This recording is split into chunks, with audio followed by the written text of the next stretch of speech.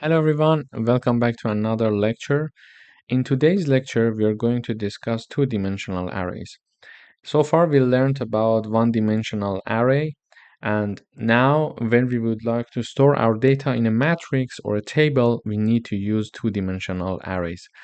In order to do that, let's review what we learned so far about arrays. Here, we are declaring one array that is named myArray. It's of integer type, and there are three elements in this array, and the elements are 1, 1, and 1. This value 3 is the number of elements, but also the number of columns that we can see in this array. So this is the first column, this is the second column, and this is the third column. However, because there is only one row here, we didn't declare the number of rows here. An example of a two-dimensional array would be this array. So we would like to write a program that stores 3 by 3 matrix of integers and print its value. In order to do that, it means that we are going to have 3 rows like this and 3 columns like this. So the first number corresponds to the number of rows, and the second number corresponds to the number of columns. And here it's the name of the name of the array, that is matrix, and here it's the type of the array, which is of type integer here. So in order to declare a one-dimensional array, we only type number of columns, but here, in order to have a two-dimensional array, for example, first we declare the number of rows and then we declare the number of columns. In order to print a two-dimensional array, we know that we need to use for loops. In order to have a for loop that could do the printing of different rows and columns, we need to use nested loops.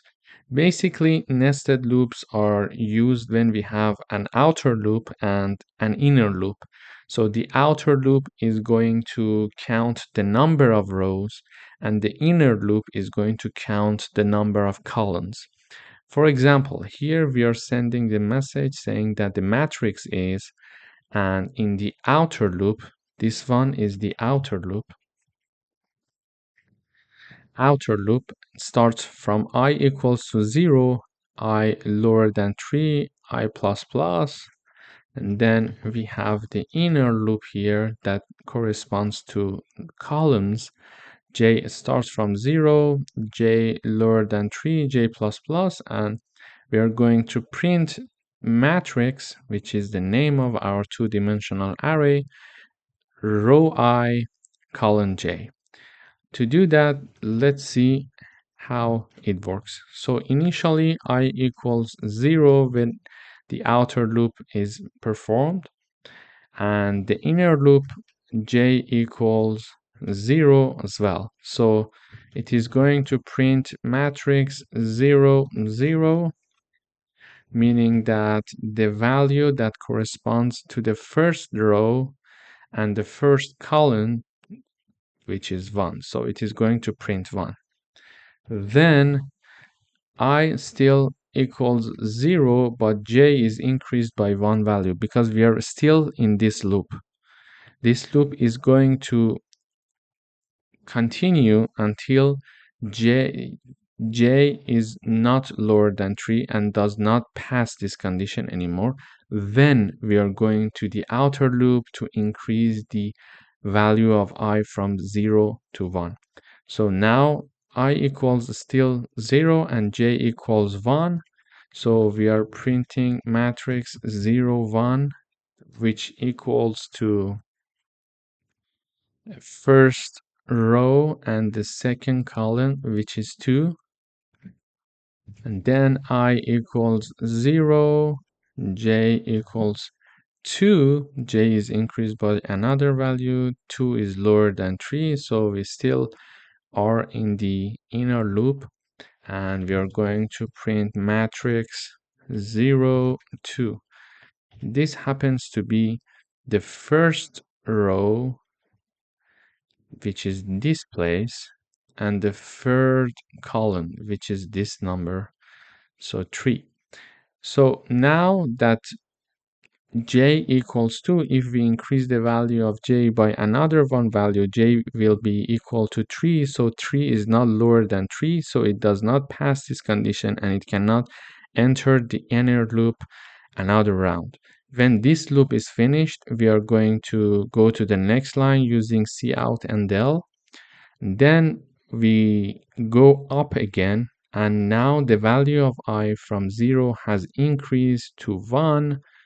Now I equals to 1, j again equals to 0, because now with the I equals 1, we enter this inner loop, and j is going to, while I equals 1, j is going to take the values of 0, 1, and 2 again.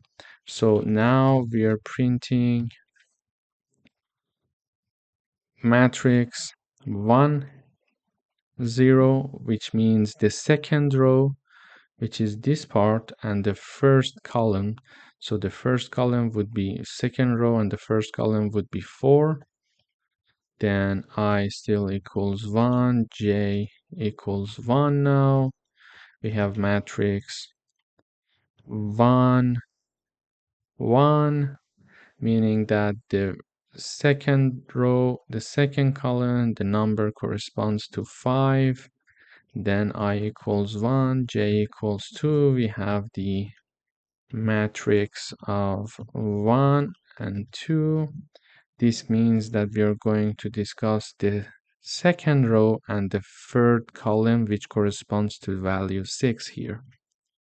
And finally, when j again reaches its maximum number, it is going to go to the next line using the cout and del, and then I value is going to increase from 1 to 2, so 2 is lower than 3.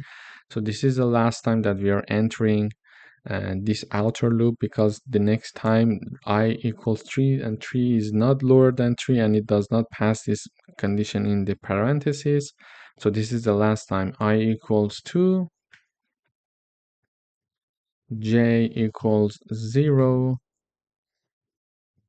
matrix 2, 0, and this would equal to the third row and the first column. So the third row, which is this line, and the first column would correspond to number 7. Then we have I equals 2, j equals 1. We are going to print matrix 2 and 1.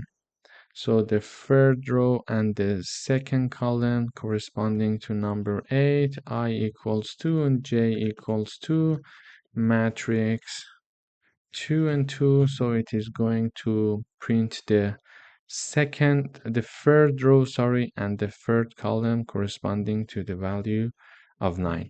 So now we learned how to print this two-dimensional array. Let me run the code and see how it works.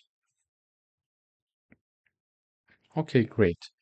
So we see that here we initialized a two-dimensional array, and then we started going through